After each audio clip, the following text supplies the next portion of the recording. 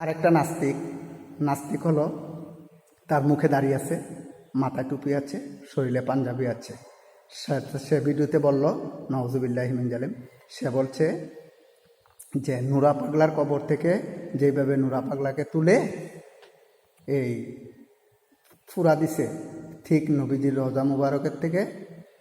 নাউজুবিল্লাহ, এটা আমি বলবো কিভাবে? আমি তো ইমানদার মুসলমান, আমার নবীজিকে সেইভাবে ব্যঙ্গে দেখতে হবে যে নবীজি ঠিক আছে কিনা। যদি ঠিক থাকে তাহলে ঠিক, আর না ঠিক থাকলে এটা ফুরা দিয়া লাইতেই হবে, ফুরা দিতে হবে। নাউজুবিল্লাহ, ওই নাস্তিকরে আপনারা আইনের আওতায় আনেন। ওই নাস্তিক, ওই জারক সন্তান, অবৈধ সন্তান কোথায় আছে তাকে আপনারা অ্যারেস্ট করে আপনাদের কাছে আকুল আবেদন। আমার নবীর বিরুদ্ধে কথা বলেছে, এত বড় কথা কোনো মুসলমানের সন্তান বলতে পারে না, ওই নাস্তিক কিন্তু বলছে। কিন্তু তার মাথায় টুপি আছে, দাঁড়িয়ে আছে, কিন্তু সে টুপি দাঁড়িয়ে রাখার কোনো অধিকার নাই যে এত বড় কথা আমার নবীজিকে বলতে পারছে যে নবীজির রওজাতে নুরা পাগলারে যেইভাবে কবর থেকে তুলছে, তুল্লা ফুরা দিছে, এইভাবে নবীজির রওজা মুবারক ব্যঙ্গে নবীর রওজা মুবারক থেকে তুলে যদি ঠিক থাকে তাহলে ঠিক, আর না ঠিক থাকলে নাকি ফুরা দিয়া দিতে হবে। নাউজুবিল্লাহি মিন জালিম। তো সে কি মুসলমান? সে নাস্তিক, সে অবৈধ সন্তান, সে জারক সন্তান, তার জন্মের ঠিক নাই। যদি তার জন্মের ঠিক থাকতো তাহলে এত বড় কথা তার জবান থেকে আসতো না। আর তাকে আইনের আওতায় আনেন, আইনা তাকে জিজ্ঞাসা করেন কোন ইহুদি নাসারা খ্রিস্টানদের টাকা খাইয়া এত বড় কথা আমার নবীজিকে বলেছেন। এই কথাটা আপনারা তারে ধরেন, দইরা তারে জিজ্ঞাসা করেন।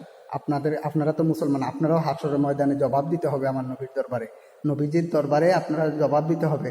যদি আপনারা আইনের লোক হইয়া তাকে না ধরেন তাইলে আল্লাহ পাক রাব্বুল আলামিন আপনাদেরকে যদি প্রশ্ন করে যে আমার হাবিবের বিরুদ্ধে এত বড় কথা বলছে, তাকে আইনের আওতায় কেন আনলি না, তাইলে আপনারা কি জবাব দিবেন বলেন? তাহলে আপনারা আইনের লোক হয়ে যদি একটা নাস্তিকরে মুসলমানের বেশভূষণা নিয়ে আমার নবীকে গালি দিয়েছে, আমার নবীকে এত বড় কথা বলেছে, তাহলে আপনাদের কাছে আমি প্রশ্ন রাখলাম, আমি আপনাদের কাছে বিচার চাইলাম। হ্যাঁ, আমার কথায় কাজে যদি ভুল হয় আল্লাহর রাস্তা আমাকে মাফ করবেন। আমার দয়াল নবীজির উসিলায় আমি নবীজির গুণগান গাই। আল্লাহ পাক রাব্বুল আলামিন যেন আমার জবান থেকে শুধু নবী নবী, নবীর শান ও মান আমি বলতে পারি, ওইটাই আমি আল্লাহর কাছে চাই।